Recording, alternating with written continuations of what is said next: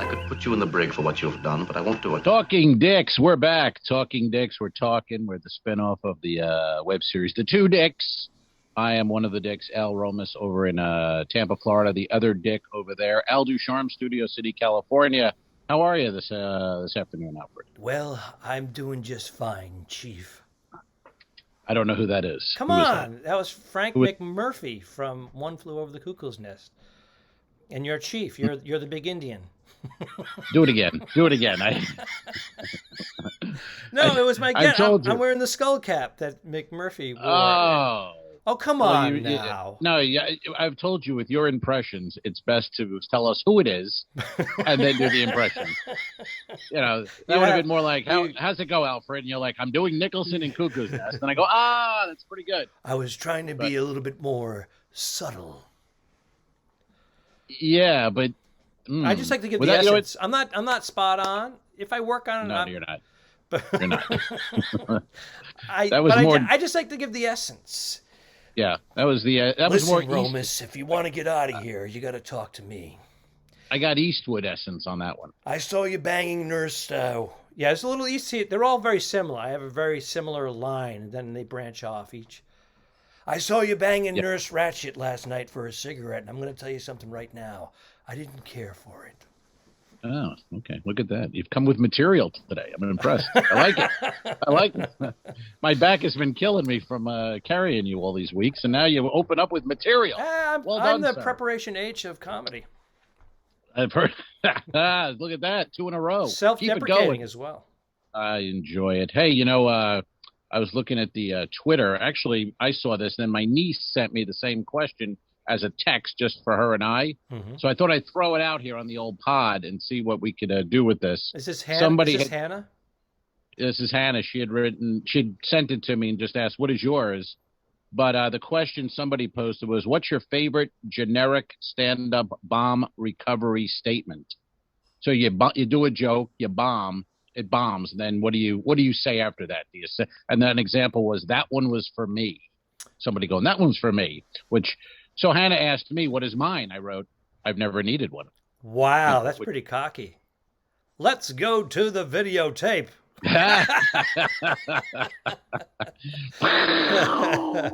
Well, it's funny because at the very end of this, we play the guitar comedian there, Kenny Moore, who uses that famous stock line, and I don't know if it derived from him. Probably not. That's all. Yeah, it's even. But I've seen a gazillion comedians use that one. Mm-hmm. I don't go to where you work and knock the dick out of your mouth. Is that right? Slap the put dick. in McDonald's, bus station, Taco Bell. Doesn't matter. Yeah, the soft version of that was I don't go to where you work and what is it when you're flipping burgers.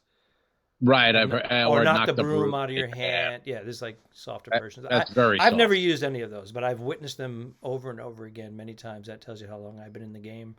As we said one other time, I usually make a fart noise.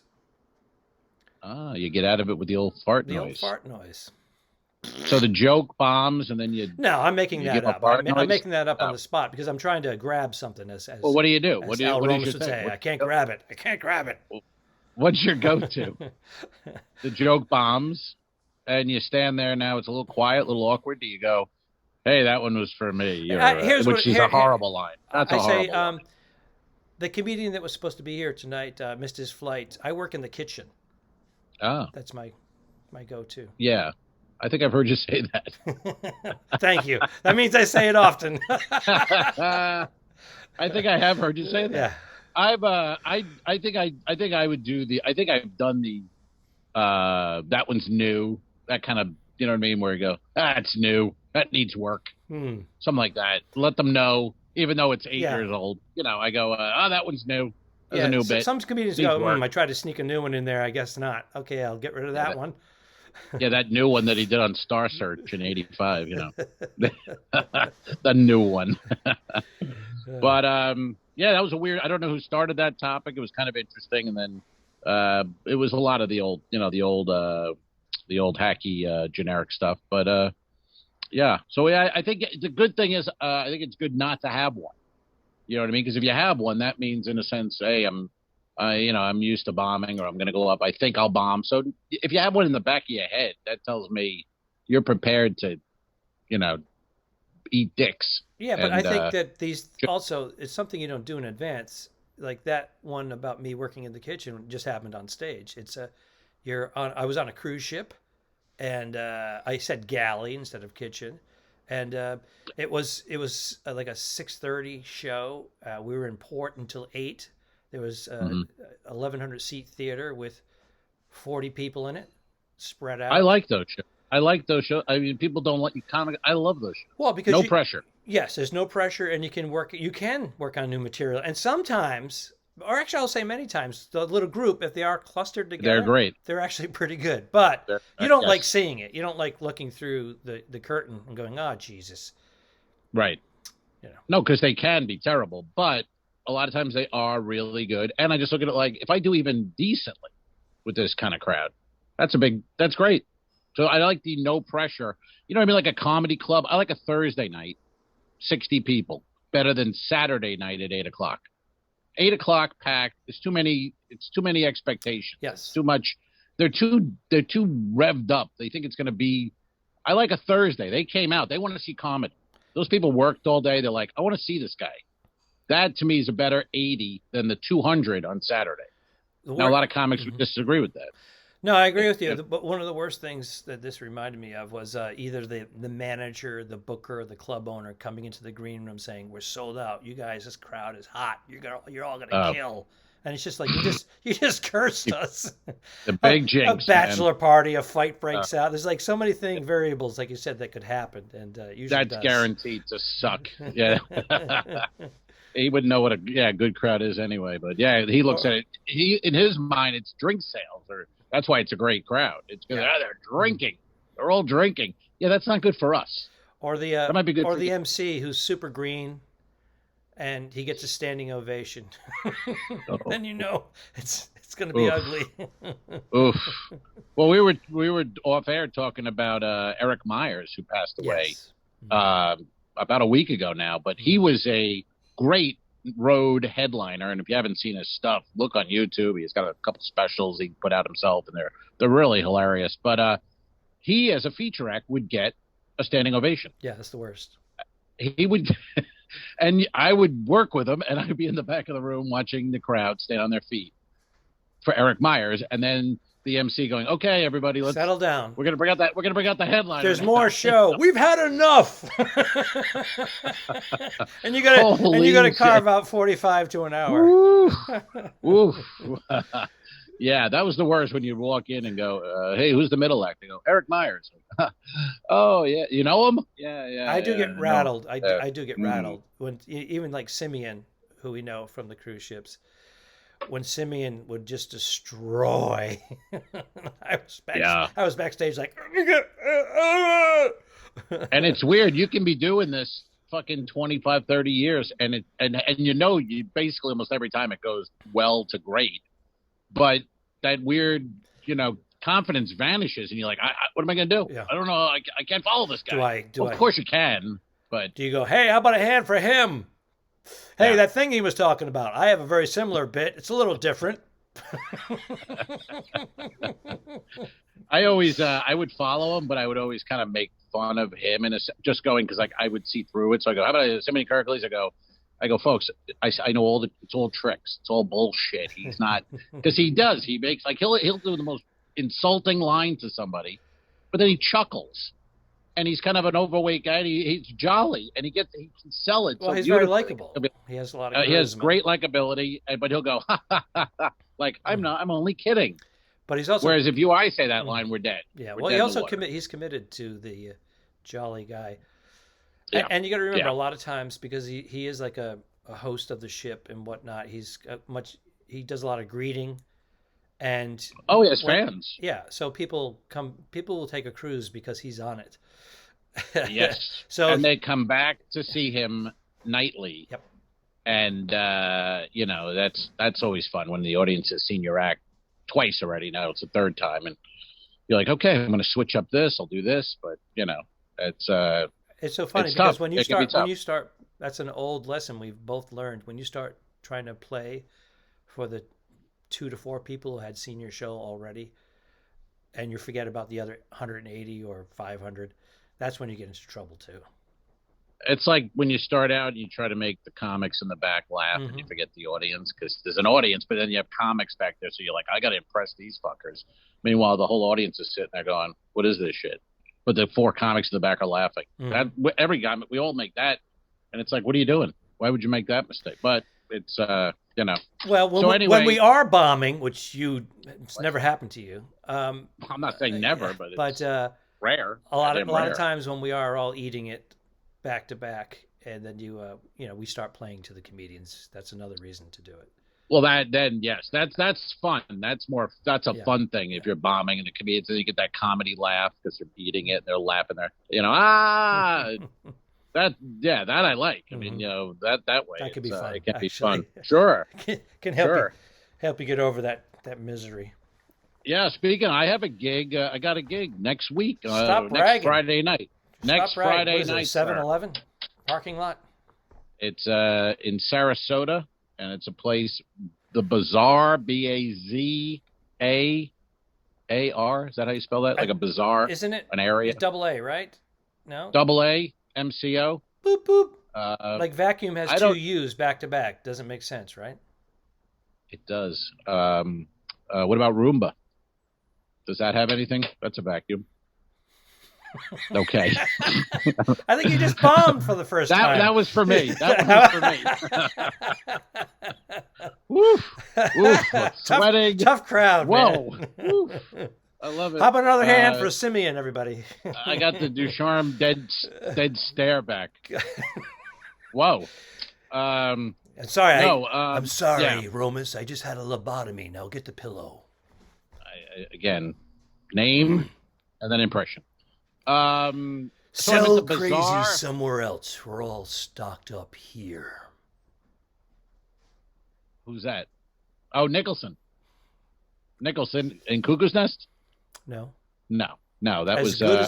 As good as it gets. As good as it gets. And that's about as good as it's going to get. So let's. Did we care for that movie? Did we like that movie? I did.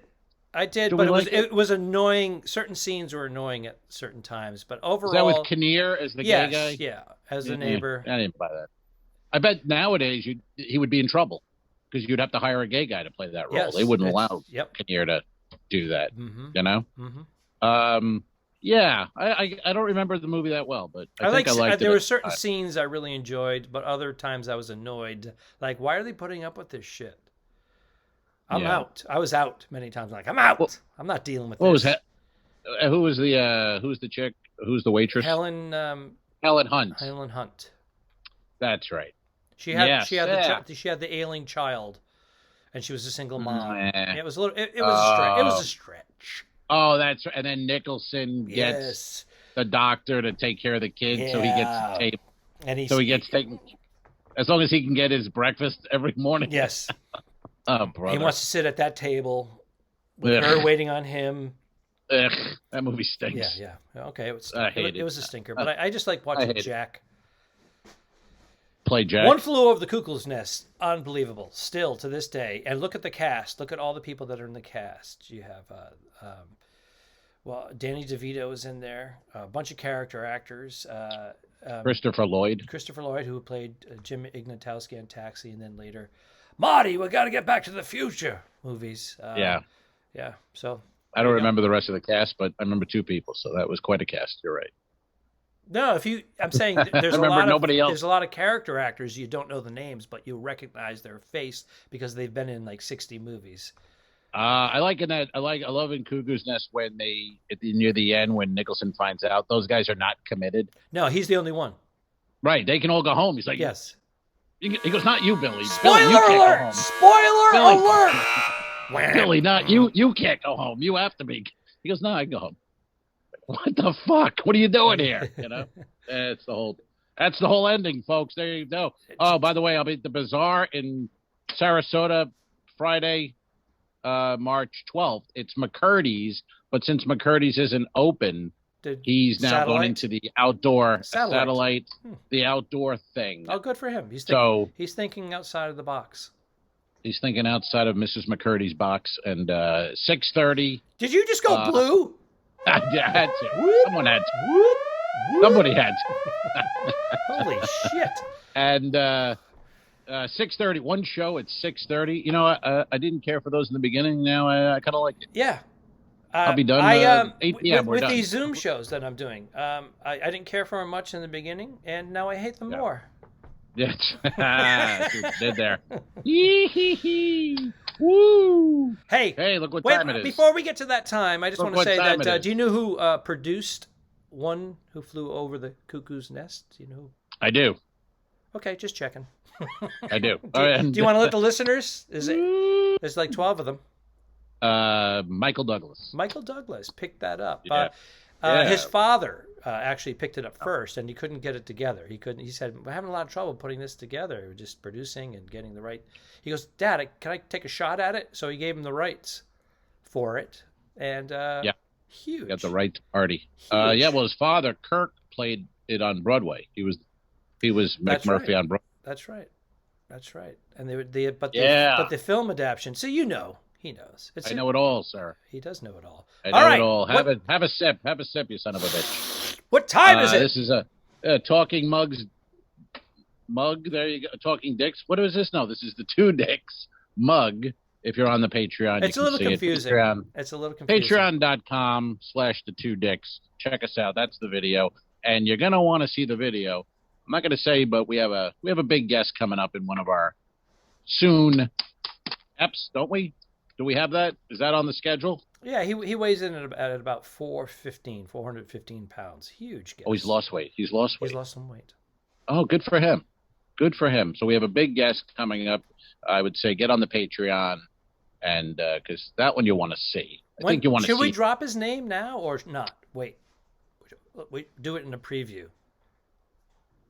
Oh, I just said it was a he. I said it was a he. Well, it could be they. Or them. It depends on how they, you know. It's like, hey, by the way, identify? Yes, I missed out the whole Mr. Potato Head thing. I didn't know what did he say? What did he say that got him canceled? Do you know? No, I didn't see it. No, I just rolled my eyes. Oh, not again. You know. Because he said things in the past. Is that what you're saying? Not he's. I don't said know. Controversial. I don't want to misquote anything here. I was shocked. You know what it is? I don't want him to be another Al Franken. Right. All right, never mind. Right. Okay. All right. Ready? Al Franken lost his fucking seat, man. He had to... No, Al Franken quit. He just stepped down. He stepped down because he thought it was the right thing to do. I know, but he's a good guy. It was the wrong thing to do, but he stepped down. But is Potato Head stepping down, or is he being told to step down? The Peanut Gallery just chimed in. Oh, really? She came and she goes, "It's those women." Yeah. It always is. We know that. Thank you. But Bernadette Pauly is the first one to say, "Don't let pussy be your downfall." Quote. She coined that. Don't let pussy be your downfall? Yeah. Oh, okay. All right.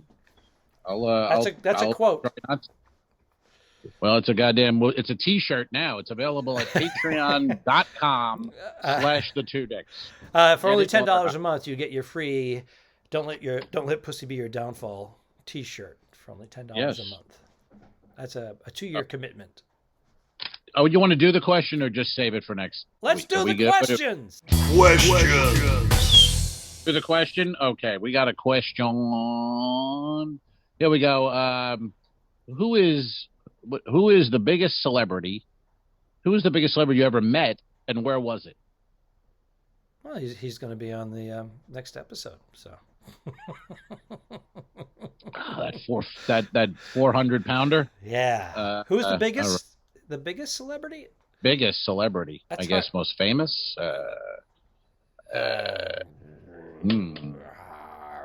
It would be funny if you had Nicholson. Then you could just pull that impression, and then you go, there it is. Boom. Wrap it up. Bow. Done. Good night.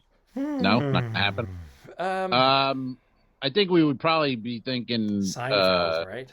comedy world, I guess, right? I don't know. Seinfeld. I've technically opened up for him a couple of times, but I was hosting at a comedy club, and he said Seinfeld's coming in tonight, so don't fuck up his intro. I'm like, he just walks on stage. Everybody knows who he is. And then I say that, and then he walks up on stage. The crowd goes bananas, and there's a woman from Germany. She goes, "Who are you? Are you a big star?" She just heckles him. Oh, I thought she was talking to you. Oh! But he had to explain to her his status. He goes, "Oh, well, I understand you don't." But he goes, "In the United States," he went on. It was very funny. It was very funny. He had to explain who Jerry Seinfeld was. Who is he? Who is Jerry Seinfeld? Do we know? But that's on the comedy level. Do we really know? Do we ever? He's one of those guys. That was always a complaint that I, of course, didn't agree with. But people would go, "Oh, he's one of those guys. He's funny for an hour, but you don't learn anything about him. You don't know who he is." It's like, really? The hour of laughter is not enough. You need to know who he is. But I used to hear that quite a bit about technician, about old Seinfeld. Yeah, technician. Yeah. Although I'll be honest, that Netflix special, didn't really care for it. Didn't care for it. Didn't see it. Didn't care for it. Yeah, but he went on Jimmy Fallon like 4 years ago. Did his 6 minutes. I thought it was great. I thought it was perfect. Yeah. But the special, I don't know, didn't work. But whatever, who cares? Expectations. Yeah, like Brian Regan has a new special on Netflix. I want to see it, but then I don't want to see it because I think, what if I don't? I hold him up to quite a level of. Yeah, I love Brian. I saw two clips, and it reminds me of him at his age. He let his hair go white. Yeah, and but he's still funny. He's still got that teenage humor face. Yeah, I want to see it. I don't. I like him either Al, way. let it go. But, watch it, digest it. All right. Appreciate it because you're next. All right. I'll let it go. I'll let it go. So what was the answer to the question? Biggest celebrity you ever met? Where was it? Going with Sign? Going with the Sign? I guess I would do the same. I guess Seinfeld. Jim Carrey. I worked with Jim Carrey. Yeah, there's a lot of comics that are, they're comics. I don't know. Joe Rogan. Joe Rogan. We drove to gigs together, in the beginning. Yeah. When we were all kids. Yeah. I don't know. Does that count? I don't know. Is he the big guest? Joe Rogan? Is he the big guest we have coming up? We have a big one. We're experiencing technical difficulties. But we should tease. We should tease a little bit. Well, it could be a woman. It could be a woman. Ugh, why would we do that? That would be fun. Well, I'm trying not to make pussy my downfall. I've heard that's the way to live a life. Let me see. I don't know. Alec Baldwin. He's pretty big. Alec Baldwin. If you want to go actor. Yeah. Actor. I'm going maybe Yogi Berra. I met Yogi. Oh wow, that's pretty cool. That could be iconic. Hall of Famer, 11 rings or whatever he's got. How many? He's got. I think Yogi might have like 11 rings. There is actually someone bigger, and for some reason I can't grab it. I do have somebody bigger. Bigger than Yogi Berra? No, bigger than Alec Baldwin, and I can't grab. I don't know why. I think I'm going to go with Yogi because Yogi, that's that's one of the greats of all time. Well, Vince Vaughn is executive producer of F is for Family, so I've met him a bunch. Yeah. Does that count? No. Yogi Berra is. I'm not. You can't go from Yogi Berra to I'm talking Vince about Vaughn. who I've met. No, I'm not competing against you, moron. Oh, I thought you went Yogi Berra to Vince Vaughn. Like what? No. I'm just. No. I have a hard time counting these people because they are, in a way, they're colleagues. Right. They're in the same business. And kinda. The business of show. So. But nobody from the sports world. Nobody big from the. Yeah, Mark McGuire. Mark Cheater. Yes, Mark McGuire. Hung out with half a dozen times. Came to comedy shows. Yeah. Yeah. Did you stick it in his ass? A needle. The needle? Yeah. Yeah. Yeah, he wanted to try stand-up comedy. He said, "Can you give me a shot?" So he dropped trowel, and I gave him a shot. Steroids, it kicked in. He went up and he killed 3 people. Boom. 3 people. Boom. All right. With a baseball bat. That's not a bad one then, McGuire. Okay, I'm sticking with Yogi. I met Yogi at the DoubleTree in Tampa when the spring training, the Yankees. He was just hanging out. Yours is just cool. Mine. He was heading over to spring training in the morning. He was at the bar. Yeah, my friend Reggie was there. A friend of mine was tight with McGuire, and I just happened to be in the crowd, so we'd go to all the games. We get tickets. We'd get the box seats sometimes, and So.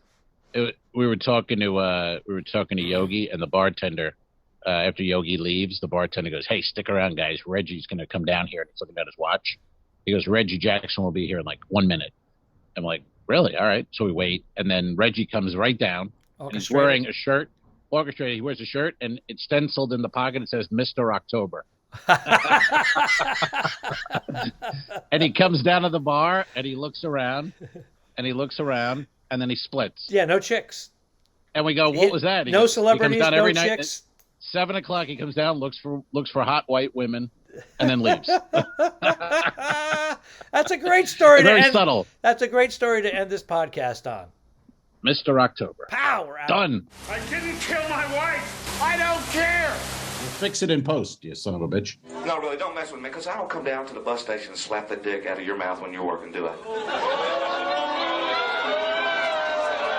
get on up here, motherfucker.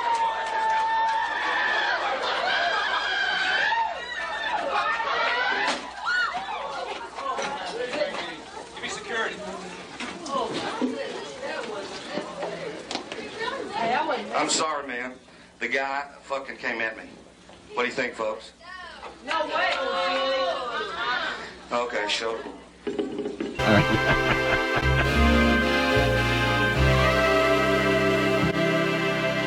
Subscribe. Mary. Go to patreon.com/forwardthetwodicks. If you shoot me, you won't see a cent of that money. Why? I think it ends on that. That's beautiful.